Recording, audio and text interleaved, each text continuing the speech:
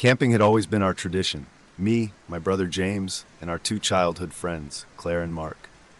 Every year we'd pick a remote spot away from the buzz of the city to reconnect with nature and escape life's chaos. This time we chose Black Hollow Forest, a dense, eerie stretch of wilderness known for its pristine beauty and absolute silence at night. We set up camp in a small clearing surrounded by towering pines. The air was crisp, and the sunlight filtered through the leaves, casting long, dancing shadows on the ground. By dusk, we had a roaring fire and shared laughs, stories, and plans for the next day's hike. But as night fell, the forest grew unnervingly still. No birds, no crickets, just silence. I chalked it up to the isolation, but it left a nagging feeling in the back of my mind. The first sign of something strange came the next morning. James returned to camp, pale and trembling. "I saw, me." He stammered, his voice barely above a whisper. "What do you mean?" I asked, frowning. "I went to the creek to fill up the water bottles, and across the stream I saw someone who looked exactly like me. Same clothes, same face, same everything. He just stood there, staring at me." Claire and Mark exchanged nervous glances. "Maybe it was your reflection," Claire suggested, trying to sound calm. "It wasn't a reflection," James insisted. "He blinked, and I wasn't blinking. Then he smiled at me, but it wasn't my smile." We laughed it off, thinking James was pulling a prank or letting the isolation play tricks on his mind. But I could tell he was genuinely shaken. That day we hiked deeper into the forest. James stayed close to me, constantly glancing over his shoulder. The mood was heavy, and even Mark, usually the jokester of the group, seemed unusually quiet.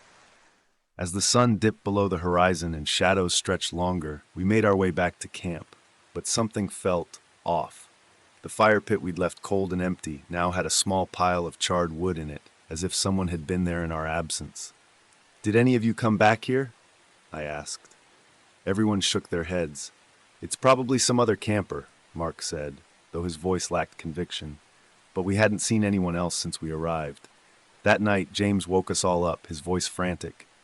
"He's here!" he shouted, pointing toward the edge of the clearing. We scrambled out of our tents, flashlights cutting through the darkness. In the beam of James's light, we saw someone standing just beyond the trees.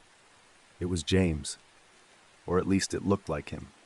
The figure smiled, an unnerving, almost predatory grin, and then turned and disappeared into the forest. "That's not possible," Mark whispered, his voice trembling. "No more jokes," Claire snapped, her voice breaking. "We're leaving tomorrow." We all agreed, though none of us got any sleep. The next morning, as we packed, James sat on a log, staring blankly at the ground. He was quieter than usual, distant. "Are you okay?" I asked, kneeling beside him. "I don't feel right," he murmured. "What do you mean?" "It's like I'm not myself, like something's missing." I felt a cold wave of fear. "We're getting out of here, just hold on." But as we finished packing, James disappeared. One moment he was sitting there, and the next he was gone. We called for him, searched the area, but he was nowhere to be found. "Maybe he went ahead," Mark suggested, though his voice wavered. We decided to follow the trail back to the car, hoping to find James along the way. By dusk, we were still deep in the forest, and James was still missing. We were forced to camp one last night, though none of us wanted to. As darkness fell, the silence of the forest grew oppressive. The fire crackled weakly, barely holding back the suffocating blackness. And then we heard it, a twig snapping just beyond the light of the fire. "James?" Claire called hesitantly. A figure stepped into the clearing. It was James, or someone who looked exactly like him. He smiled that same unsettling grin and tilted his head. "You shouldn't have come here." Claire screamed, and Mark grabbed a branch from the fire, waving it at the figure. "Stay back!" The figure laughed, a hollow, echoing sound that didn't seem human. "You can't leave," he said, his voice dripping with malice. "Not now." Then he turned and melted back into the shadows. We didn't sleep. Every sound, every shadow felt like a threat. By dawn we were exhausted, but we forced ourselves to pack and keep moving.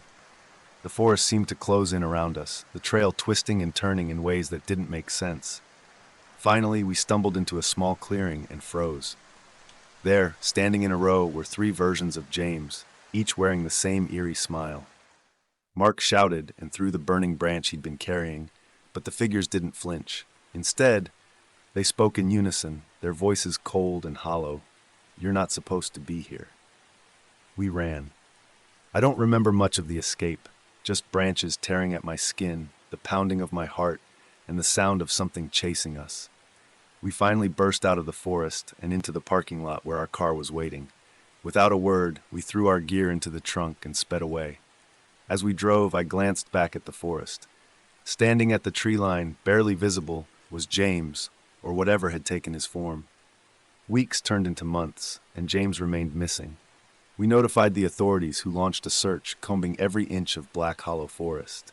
But just as we were losing hope, James was found. It was nearly a year later when we got the call. A hiker had spotted him wandering aimlessly in a nearby valley, dazed but alive.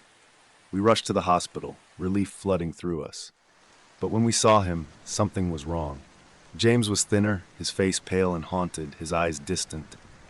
"James, what happened?" I asked, trying to keep my voice steady. He shook his head slowly. "I don't remember. One moment I was with you, and the next, it's all blank, like I was nowhere." The authorities chalked it up to trauma, saying he must have gotten lost and disoriented. But we knew better. Something had taken him in that forest, and whatever it was, it had left its mark. Even now, I sometimes catch James staring into the distance as though he's listening to something only he can hear. And I can't shake the feeling that whatever happened in Black Hollow Forest isn't over. It's just waiting for the right moment to call him back.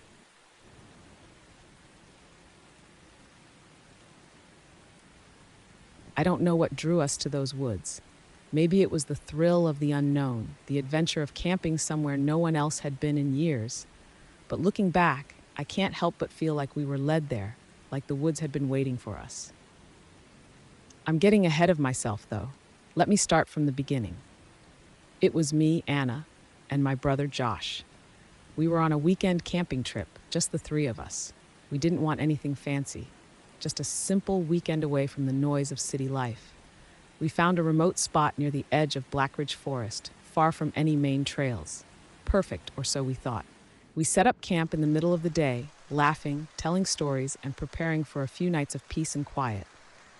The weather was perfect, sunny, warm, and a gentle breeze rustling through the trees. After settling in, we decided to take a hike to explore. We wanted to see what the forest had to offer beyond our little campsite. The woods were dense, but beautiful. The sound of our boots crunching on the dried leaves beneath us was the only thing breaking the stillness. We had no particular direction in mind, just following what seemed like an old trail. After an hour of walking, we came across something that made all of us pause. It was a town. At first, I thought it was an illusion, a trick of the light, but as we got closer, it became clearer. It was an abandoned town, a ghost town, right in the middle of the forest. Old, weather-beaten houses stood crookedly, with rotting wood and peeling paint. The streets were lined with weeds, and there was a strange silence in the air. No birds, no animals, just the eerie hum of the wind moving through the trees. We stepped closer to the edge of the town, curiosity buzzing in the air. "This is weird," Josh said, kicking a stone out of the way. "I didn't think there were any towns this far out." "I don't think there are," Anna said, looking around nervously. "This place doesn't even look like it's been touched in years." There were no signs, no indication of a name or even a map of the place. It felt forgotten, left behind. But as we moved closer, we noticed something strange. The town didn't look entirely abandoned. There were signs of recent life. A chair on a porch, a half-open door with fresh footprints leading inside, and faint smoke rising from one of the chimneys. It was subtle, but it was enough to make us uneasy. "Should we go in?" I asked, looking at the others. Despite the unease, I couldn't help but be drawn to it. "We should be careful," Anna replied, but her voice lacked conviction. The curiosity had gotten to her, too. We decided to explore. We walked cautiously down the main street, past crumbling houses and broken windows. It was like a town frozen in time, as if someone had been there and then just vanished. We knocked on a few doors but received no answer. Some of the homes had overgrown gardens, but there was no sign of the people who lived there, if there were people living here at all. We came to a small general store at the end of the street. The door creaked open as I pushed it, and I felt the air grow colder inside. The shelves were filled with old, dusty goods, some of them expired for years. But there was something odd, an unsettling feeling that we were not as alone as we thought. "That's strange," Josh muttered, picking up a package of canned food. It looked old, but not too old. It looked like it had just been left there. Suddenly, we heard a sound, a door slamming somewhere in the distance. Our hearts skipped a beat and we froze. "What was that?" Anna whispered. "I don't know," I replied, feeling the hair on the back of my neck stand up, "but I don't like it." We quickly left the store, but as we walked back to the street, we saw movement in one of the houses. A shadow darted past the window, then another. I grabbed Anna's arm. "We need to get out of here now." But just as we turned to leave, the town seemed to grow darker. The sky shifted from light blue to a deep, eerie purple. The trees, which had once seemed comforting, now felt like they were closing in on us. "We're trapped," Josh said, panic creeping into his voice. The path we had walked on seemed to have disappeared, and every turn we took led us deeper into the town as if it was rearranging itself. I pulled out my phone, but there was no signal. Of course, it was too late now. We were alone in this strange, forgotten place. Suddenly, there was a creak behind us. We whipped around, hearts pounding. A figure stood at the edge of the street, barely visible in the shadows. It was too dark to make out their features, but I could see the shape of them, tall, thin, and moving with an unsettling calm. "Who's there?" I called out, trying to keep my voice steady. The figure didn't respond. It just stared at us, silent and unmoving. Then a voice, low and gravelly, broke the silence. "You shouldn't have come here." I swallowed hard. "What do you want?"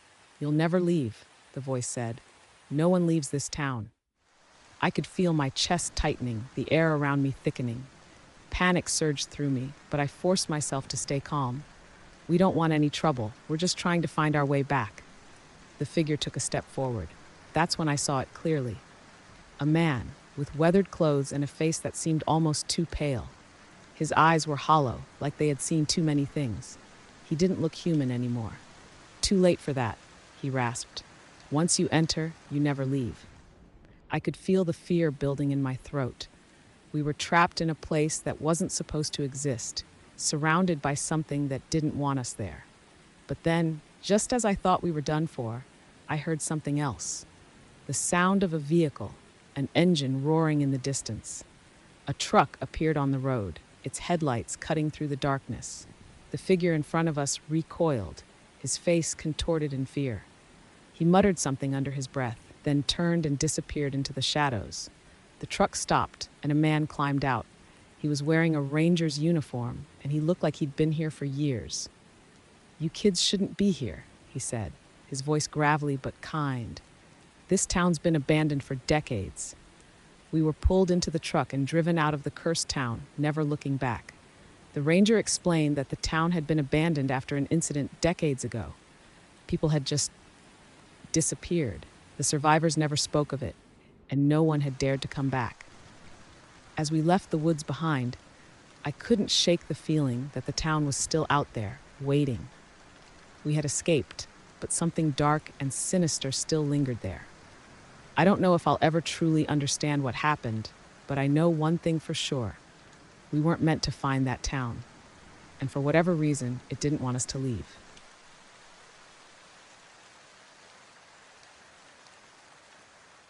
Camping in the remote wilderness had always been my way of escaping the noise of the world. This time, it was just me, my two best friends, Kevin and Lisa, and the sprawling forest around us. We'd chosen a spot far from civilization, nestled deep in a valley where the sky opened wide, stars bright enough to light up the night. On our second evening, after a long hike, we sat around the fire, laughing, roasting marshmallows, and sharing ghost stories. Kevin, ever the joker, had brought along a vintage hand-crank radio. He called it his lifeline to civilization, though we all knew it barely worked. "Bet this thing picks up alien signals," Kevin joked, cranking it noisily. "Or Bigfoot's podcast," Lisa teased. As expected, the radio produced mostly static, interspersed with faint snippets of music and distant voices. But then something strange happened. Among the static came a distorted voice, crackling, almost unintelligible, but undeniably human. "Help, danger, not safe."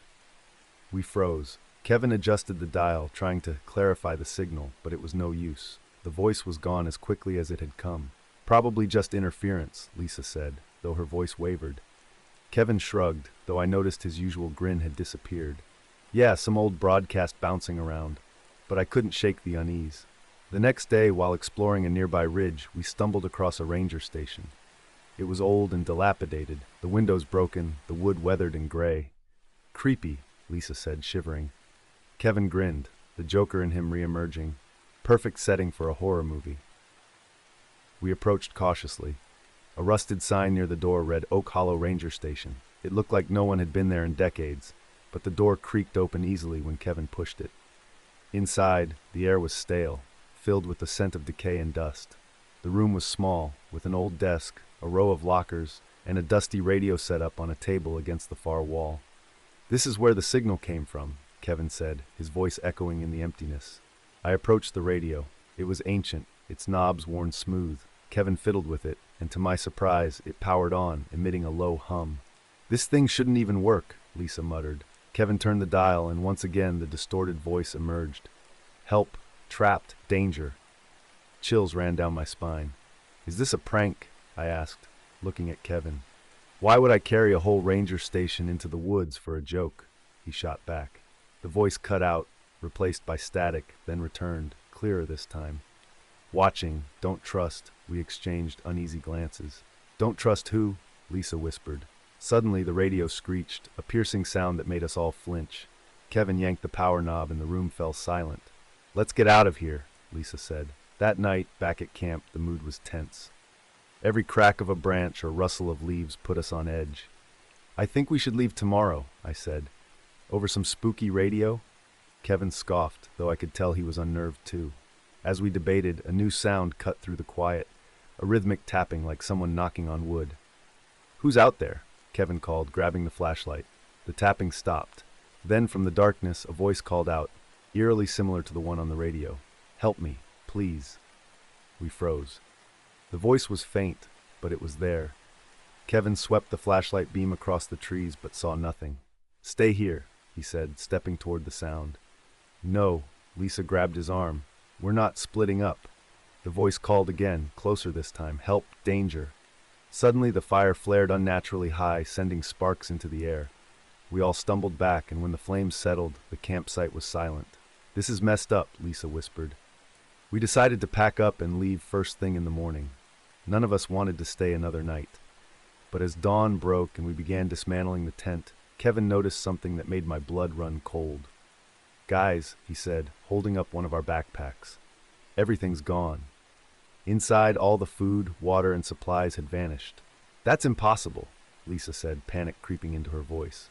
"No," I said, scanning the woods. "Someone's messing with us." A loud crash echoed from the ridge, followed by the sound of running footsteps. "Run!" I shouted. We bolted toward the trail, our adrenaline pumping. Behind us, the crashing grew louder, as if someone or something was chasing us. Lisa stumbled, and I grabbed her arm, pulling her forward. "Come on!" When we finally reached the parking area, we found Kevin's car with all 4 tires slashed. A piece of paper was stuck under the windshield wiper. It read, "You shouldn't have come." We reported everything to the authorities, but they found no evidence of anyone else being in the area. The ranger station, they said, had been abandoned for nearly 50 years. But the most chilling part came weeks later, when I did some digging of my own. I found an old newspaper article about Oak Hollow Ranger Station. It detailed the disappearance of 3 rangers who had gone missing while investigating reports of strange signals in the area. The only thing they left behind was a radio, still transmitting the same haunting message: help, trapped, danger. To this day, I can't explain what happened in those woods.